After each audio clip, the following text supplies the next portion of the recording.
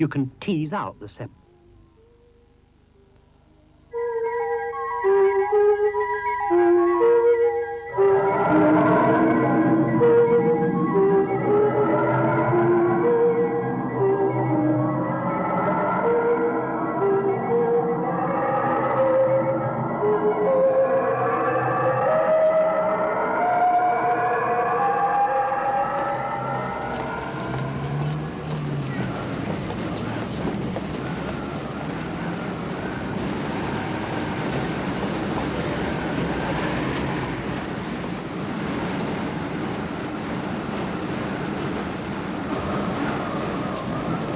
You can't see the wind, but you can see its effects.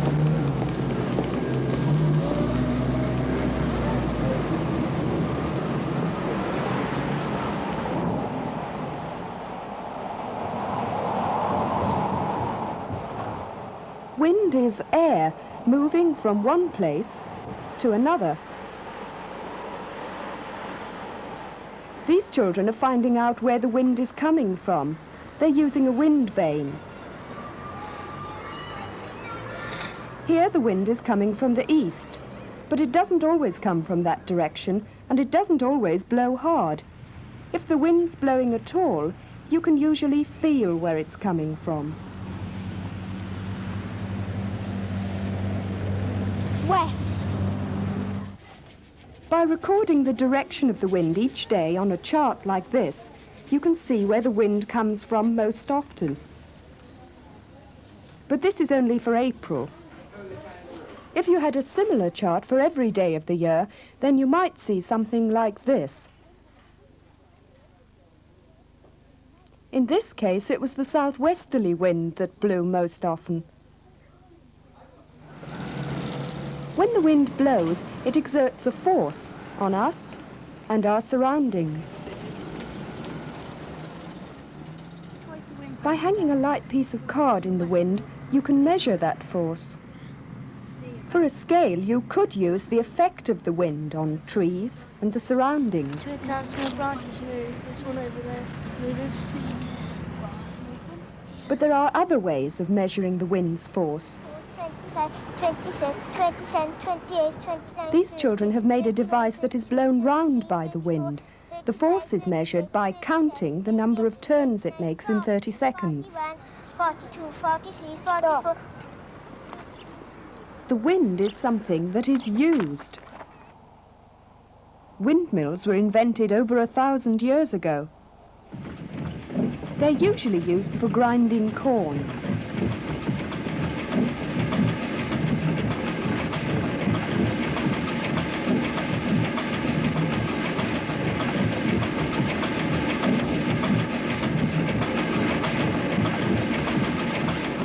For centuries, sailors have used the wind to blow them round the world.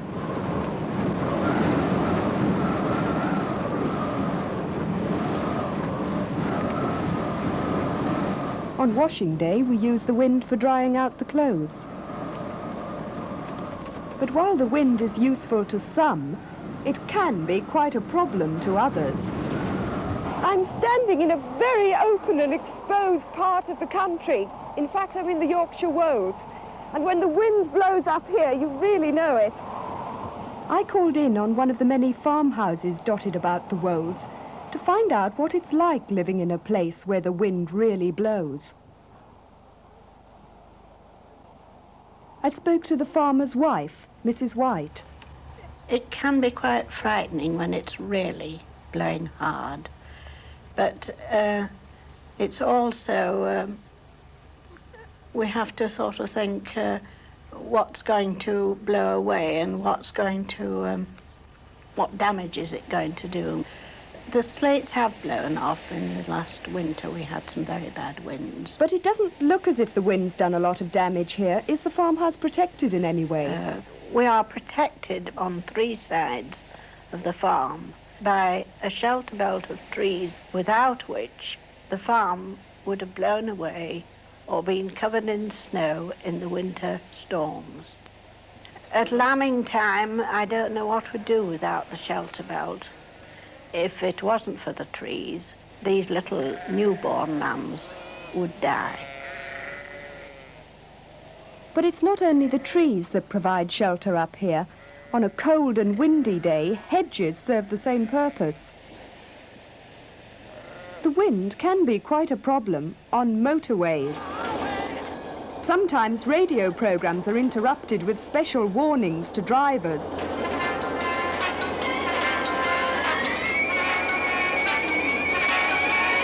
This is Radio 2 with your traffic news.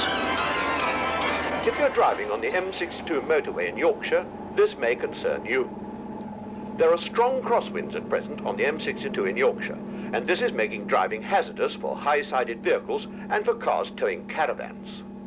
So if you're on the M62 or any other wind-swept motorway, please reduce speed and be ready for unexpected gusts. Drive safely.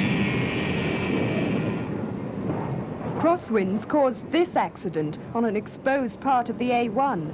At least a dozen caravans were wrenched from their cars and several lorries were blown over. In very strong winds, drivers need to take care not only on motorways, but also on exposed bridges. Sometimes bridges themselves are affected by the wind. If they haven't been built to sway safely, you can probably guess what can happen.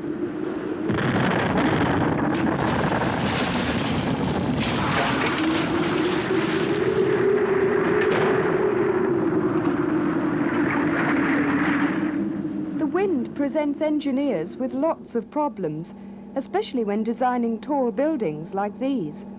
If the buildings aren't designed properly, the wind can do a lot of damage.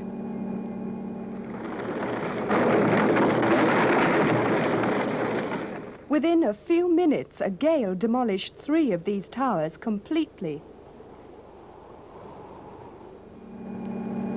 But it's not only on land where wind can create difficulties for people. We interrupt the music for a moment for a gale warning. Attention all shipping, especially in sea area Finisterre. The Meteorological Office issued the following gale warning to shipping today. Finisterre, southwesterly, storm force 10, now decreased, gale force 8. At sea, the wind can whip up waves big enough to throw ships against the rocks.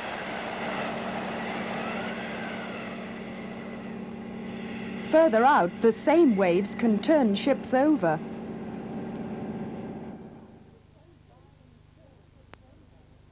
A hurricane is one of nature's most violent storms. It's a tropical storm. We interrupt our regular programming to bring you this emergency weather bulletin. A tropical storm is heading for the Tampa Bay area. In addition, a hurricane watch has been posted. Those people in the following areas are advised to evacuate from their homes or offices immediately. The nearest hurricanes get to us is America. There they do a lot of damage and put people's lives at risk. Repeating, a tropical storm is heading for the Tampa Bay area. Stay tuned to WLCY for further information. When a hurricane threatens, you need every warning you can get.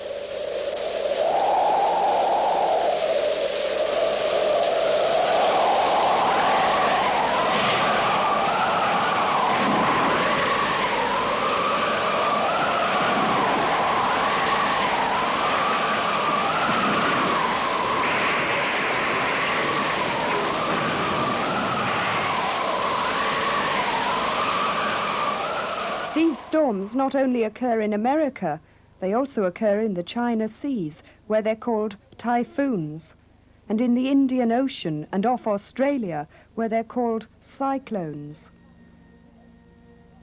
Most tropical storms occur at particular times of the year, and Christmas is no exception. On Christmas Day, 1974, a cyclone struck a town in Australia, Darwin. After the storm, hardly a house was left standing.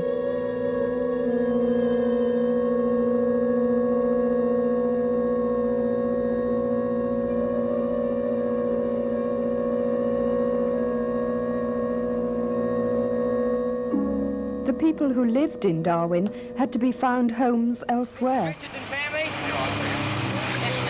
Mrs. Jones and family? Marcus Delville? Master Stelbo? Did you ever expect this to happen, Darwin? Well, no. I thought a cyclone was just high, strong winds. I never realised that the devastation that... Well, it's just when we got up in the morning, I thought just bombs had hit the place. I'm sure bombs couldn't do any more wreckage. And we drove round and, you know, I said afterwards that we were better off than others outside because there was just nothing. But as well as blowing things down, the wind can also build things up. One place where this can happen is on a sandy beach like this one. The sand on this beach is very fine and dry, and on a windy day you can often see the sand skimming across the surface of the beach.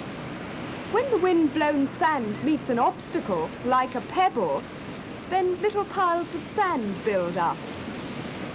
The wind is blowing this way, so we call this side the windward side. The sand then blows over the top of the pebble to the other side, and we call this the leeward side. We call the little piles of sand dunes. They form quite an interesting pattern all over the beach.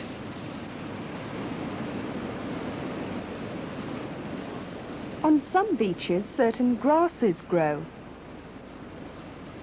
The spreading grass forms an obstacle to the wind, just like the pebble. Some of the sand collects between the shoots. The rest piles up on the leeward side behind the plant. Of course, the difference between grass and pebbles is that grass can grow. As it does, it collects more sand, and the dune gets higher and higher. Sometimes the grass is almost buried by all the sand.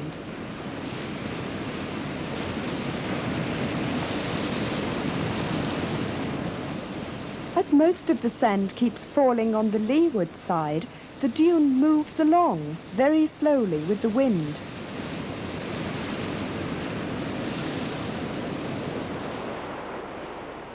Dunes can grow to quite a height, and they often form in long ridges along the beach.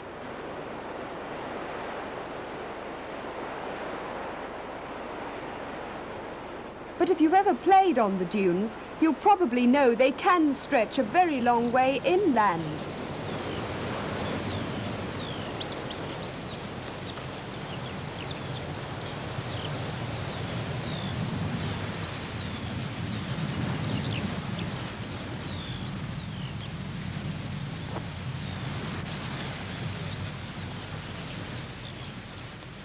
I've just walked from the beach, which is a long way behind me. And all the way along, I've been walking over sand dunes. And the sand here has been brought in by the very strong winds, which blow off the sea in that direction. And the sand dunes themselves don't stop here. They've been formed further over there, almost as far as I can see. But I've stopped in this particular spot for a reason, because underneath me here is a village that was buried by all this sand about 400 years ago. And there's nothing left of it now, except the ruins of an old castle. It was on the outskirts of the village. The sand that now covers this village is itself covered in plants, marram grass and wild flowers. The plants prevent the sand from blowing about, but in places the plants have been destroyed, leaving whole areas of sand exposed to the wind.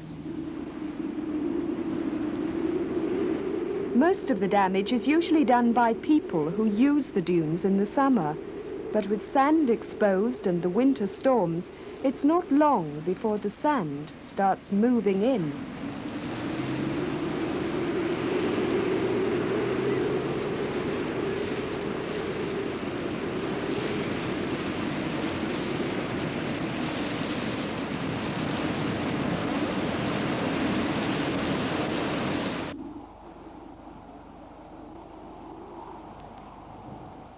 These beach huts are only used in the summer.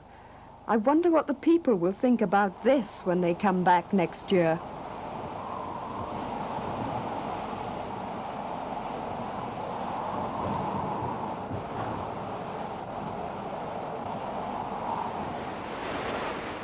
There were once sand dunes on this seaside beach, but they were all removed to make way for a housing estate.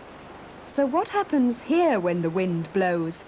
Stuart, who lives in one of the houses on the estate, told me. When the wind blows, it brings in all the sand, and it gets into the gutterings like, and all the drains around the street up the top, and that, they're all blocked. So the wind is very strong indeed? Yes. And the sand gets right up to the house, does it? Yes, it gets in the windowsills of the houses, and it gets into the house even. What does your mother think about that? She goes sweep all the time, and that. I noticed there's a brick wall between the beach and the house. What's that for, Stuart? Well, it's to stop the sand, but it don't. The sand collects up by the wall, and then the tractor has to come and clear it away. What else has the wind done here? I was taking tiles off the roof, and last year it took my greenhouse and killed the tomatoes, and the greenhouse went from one side of the garden to the other. The strong winds here keep Stuart's mother busy all year round. If the sand wasn't cleared away, you can probably imagine what would happen to the houses on this estate.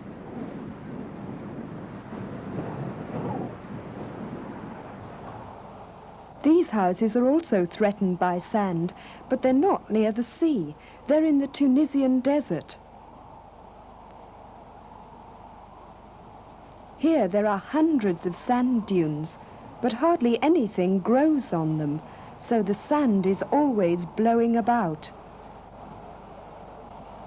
People put up barriers to try and protect themselves from the sand. If they didn't, their village might be buried, like this one. These houses have been buried by soil. They're in the Central Plains of America. The people who came here have only themselves to blame. It all happened over 50 years ago, when this was a wild landscape covered in grass.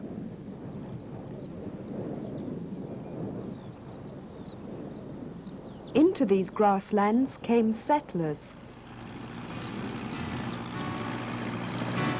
They ploughed up all the grass, and each year they looked forward to a rich and fruitful harvest.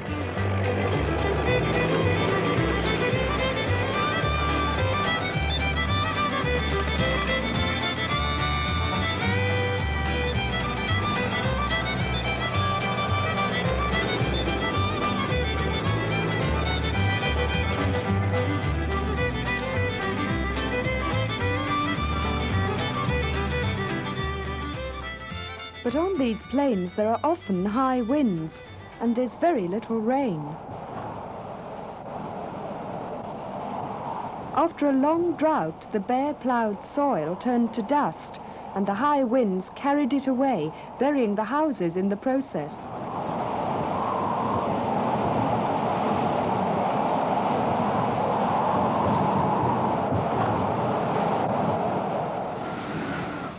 Here in Britain, the wind can blow soil about too.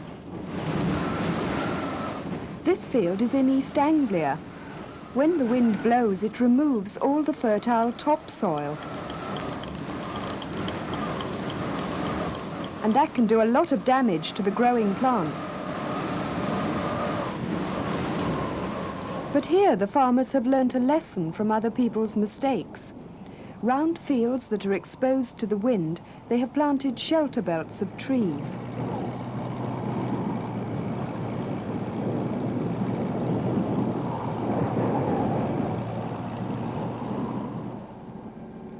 Man will go on learning how to protect himself from the wind, but he'll also learn new ways of using its force.